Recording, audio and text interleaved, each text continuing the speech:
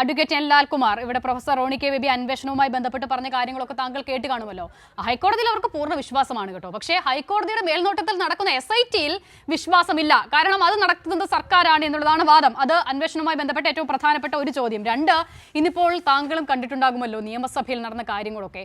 വാസ്തവത്തിൽ വളരെ സത്യസന്ധമായി പറയാം അഡ്വക്കേറ്റ് എൻ ലാൽകുമാർ, ഈ സ്വർണ്ണ കൊള്ളയുമായി ബന്ധപ്പെട്ട് ഹൈക്കോടതിയുടെ മുന്നിൽ SIT കൊടുക്കുന്ന റിപ്പോർട്ടിലെ വിവരങ്ങളാണല്ലോ പലപ്പോഴും മാധ്യമങ്ങളിലൂടെ പൊതുസമൂഹത്തിനൊക്കെ അറിയാവുന്നത്. അപ്പോൾ അതിനപ്പുറം ഡീറ്റെയിൽഡായി അന്വേഷണത്തിന്റെ പുരോഗതി അടക്കം ഇതിന്റെ നാൾ വഴികളടക്കം ഇന്നിപ്പോൾ ഇതാ സഭയിൽ നിന്നും വിവരങ്ങളൊക്കെ അറിയാം എന്ന് കരുതിയിരിക്കുകയായിരുന്നു നമ്മൾ. പക്ഷെ സഭയിലാകെ ഉണ്ടായ കാര്യങ്ങൾ അവസാനം ഭരണപക്ഷത്തിന് നിങ്ങളൊരു അടിയന്തര പ്രമേയമൊക്കെ അവതരിപ്പിക്കാവുന്നതാണ് കേട്ടോ എന്ന് അങ്ങോട്ട് പറയേണ്ടി വരുന്ന ഒരു നിലയുണ്ടാകുകയാണ്. അവർക്കിപ്പോൾ സഭയിൽ വിശ്വാസമില്ല, SIT-യിൽ വിശ്വാസമില്ല, സർക്കാരിൽ വിശ്വാസമില്ല, കോടതിയിൽ വിശ്വാസമില്ലെന്ന് പറഞ്ഞേനെ. പക്ഷെ പറഞ്ഞാൽ വകുപ്പ് മാറുമെന്ന് അറിയാവുന്നത് കൊണ്ടാകണം അത് പറയാത്തത്.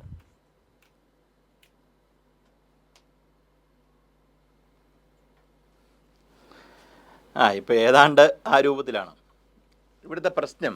അടിസ്ഥാനപരമായി കോൺഗ്രസ്സുകാർക്ക് മനസ്സിലാകത്തില്ലെങ്കിലും ജനങ്ങൾ മനസ്സിലാക്കേണ്ട ഒരു കാര്യം, ഈ ഇൻവെസ്റ്റിഗേഷൻ വളരെ പ്രോപ്പറായിട്ടാണ് നടക്കുന്നതെന്ന് പല ഘട്ടങ്ങളിലായി ഹൈക്കോടതി പറഞ്ഞു കഴിഞ്ഞു. വിഷയമാണ്. അതിനകത്തൊരു ഡിസ്പ്യൂട്ട് ഉണ്ടാകേണ്ട കാര്യമില്ല.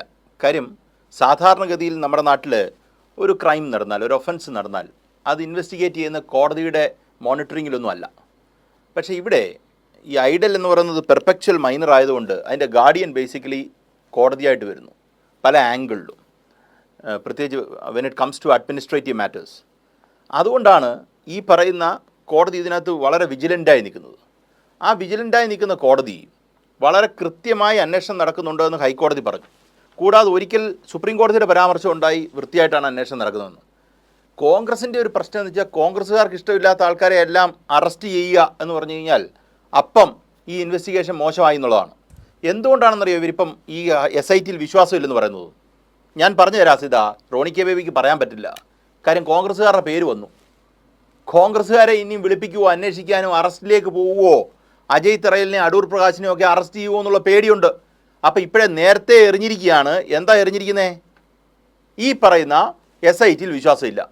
നോക്കൂ, SIT-യിൽ കോൺഗ്രസ്സുകാർ വിശ്വസിക്കണമെന്ന് ആരും ഇവിടെ പറഞ്ഞിട്ടില്ല. SIT-യുടെ വിശ്വാസം ഇപ്പം നോക്കൂ, ആരാണോ ഇതിനെ മോണിറ്റർ ചെയ്യുന്നത്, ഈ പറഞ്ഞ അയ്യപ്പൻ്റെ ഗാർഡിയനായിട്ട് ആക്ട് ചെയ്യുന്നത് ഹൈക്കോടതിയാണെങ്കിൽ ആ ഹൈക്കോടതിക്ക് വിശ്വാസം വന്നിട്ടുണ്ട്. അയ്യപ്പൻ്റെ ഗാർഡിയൻ എന്ന് പറഞ്ഞു കഴിഞ്ഞാൽ എല്ലാമായി. ആ ഹൈക്കോടതിക്ക്, ഡിവിഷൻ ബെഞ്ചിന്, ദേവസ്വം ബെഞ്ചിന് കൃത്യമായി മനസ്സിലായിട്ടുണ്ട്. അപ്പോൾ കോൺഗ്രസ്സിന് എന്തുകൊണ്ട് ഇതിനകത്ത് സംശയം വരുന്നതെന്ന് ചോദിച്ചാൽ, SIT-യുടെ അന്വേഷണം ഈ പറയുന്ന ഈ ദ്വാരപാലക പ്രതിമയിൽ നിന്ന് അല്ലെങ്കിൽ ആ വിഗ്രഹത്തിൽ നിന്ന് മാറി കൊടിമരത്തിലേക്കും മറ്റ് ഓരോ ഘട്ടത്തിലേക്കും കടക്കണം എന്ന് ഹൈക്കോടതി പറഞ്ഞപ്പം SIT-ക്ക് വലിയ പവർ ഉണ്ടാകാൻ പോകുന്നു. SIT ഇൻവെസ്റ്റിഗേറ്റ് ചെയ്ത് അകത്തോട്ട് കയറി പോകാൻ പോവാണ്. ആ ഇൻവെസ്റ്റിഗേഷൻ എന്ന് പറയുന്നത് പലരുടെയും പൊസിഷനെ അപ്സെറ്റ് ചെയ്യുന്നതാണ്. അതാണ് ഇവിടുത്തെ പ്രശ്നം. അതല്ലാതെ SIT-യുടെ കാര്യത്തിൽ ആൾക്കാർ സംശയിക്കേണ്ട കാര്യമില്ല. കോൺഗ്രസ്സുകാർക്ക് അതിനൊരു ബുദ്ധിമുട്ടുണ്ടാവും. അതാണ് ഇവിടുത്തെ ആദ്യം മനസ്സിലാക്കേണ്ട കാര്യം. പിന്നെ നോക്കൂ, പൊതുവേ നമ്മൾ പറഞ്ഞ ഈ ഇവിടെ വന്ന അവിശ്വാസ പ്രമേയവുമായി ബന്ധപ്പെട്ട ചർച്ചകൾ നമ്മൾ പലപ്പോഴും കണ്ടതാണ്. അതുപോലെ തന്നെ ഈ പറയുന്ന അടിയന്തര പ്രമേയം ചർച്ചകൾ നമ്മൾ പലപ്പോഴും കണ്ടതാണ്. അടിയന്തര പ്രമേയം ചർച്ചയ്ക്ക് വന്ന ശേഷം അടിയന്തരമായി ഇറങ്ങി ഓടുന്ന കോൺഗ്രസിനെയാണ് പലപ്പോഴും നമ്മൾ കണ്ടിട്ടുള്ളത്. അവരെ സംബന്ധിച്ചിടത്തോളം അണ്ടർ പ്രിപ്പയർഡായി പല കാര്യങ്ങളും സംസാരിക്കുക, ഫാക്ച്വൽ പൊസിഷനിൽ നിന്ന് മാറി സംസാരിക്കുക. ഈ പറയുന്നതിനെ നിങ്ങൾക്ക് ഒരു ചാനൽ ചർച്ചയിൽ പലപ്പോഴും അവതരിപ്പിക്കാൻ പറ്റും. കാര്യം കേരളത്തിലെ ചാനൽ ഫ്ലോറുകൾ ബേസിക്കലി കോൺഗ്രസിന് അനുകൂലമായി നിൽക്കാൻ തുടങ്ങിയിട്ട് നാളുകളായി. നമുക്കൊരു അഡ്വേഴ്സീരിയൽ സാധനമാണ് നടക്കുന്നത്. നമുക്ക് ഒരു കാരണവശാൽ നമുക്കവിടെ ഒരു കാര്യം പറഞ്ഞ് അവതരിപ്പിക്കാൻ പറ്റില്ല. CPM-നെതിരെ ഒരു കാര്യം ഉണ്ടെങ്കിൽ അത് മാത്രം ഫോക്കസ് ചെയ്ത് മറ്റുള്ള കാര്യങ്ങൾ പറയാൻ പറ്റാത്ത ഒരു സാഹചര്യം കേരളത്തിലെ ചാനൽ ഫ്ലോറുകളിലുണ്ട്. പക്ഷേ ചാനൽ ഫ്ലോർ അല്ല നിയമസഭയിലെ കാര്യങ്ങൾ തീരുമാനിക്കുന്നത് ഈ പറയുന്ന ഭൂരിപക്ഷത്തിനനുസരിച്ചാണ് ടൈം അലോക്കേഷൻ വരുന്നത്. അപ്പോൾ ഇപ്പുറത്തിരിക്കുന്നവർ സംസാരിക്കും, അത് നിയമസഭയുടെ രേഖയാകും, അത് ചരിത്രമാകും.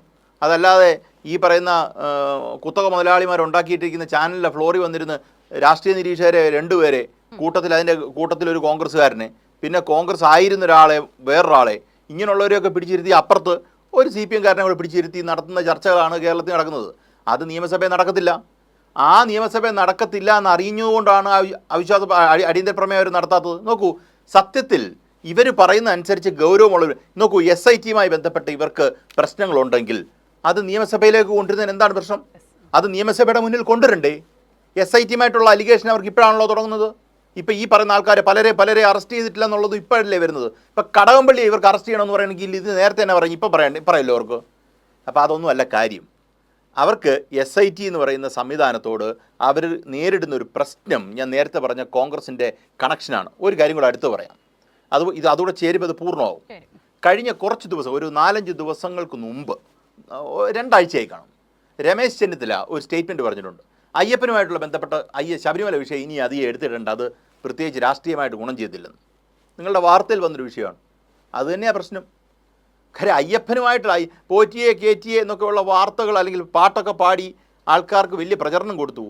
പക്ഷേ ഇതിൻ്റെ അടിസ്ഥാനപരമായ ക്രൈം എവിടെ നിന്ന് തുടങ്ങുന്നു, അതിൻ്റെ റൂട്ടിലേക്ക് പോകാൻ തീരുമാനിച്ച സ്ഥിതിക്ക് CPM ഓ കോൺഗ്രസോ ഒന്നും ഇവിടെ ഹൈക്കോടതിക്ക് പ്രശ്നമല്ല. എല്ലാവരും പിടിച്ചു. ഇപ്പോൾ CPM കാരൻ ഒരാളാണല്ലോ അകത്ത് കിടക്കുന്നത്, ജാമ്യം കൊടുത്തിട്ടില്ലല്ലോ, അല്ലേ? നമ്മളല്ലെന്ന് പറയേണ്ട കാര്യമില്ലല്ലോ. പക്ഷേ ഞാൻ ആ ഇൻവോൾവ്മെൻറ്റുമായിട്ട് ബന്ധപ്പെട്ട കാര്യത്തിലേക്കൊക്കെ അടുത്ത് പിന്നെ വരാം.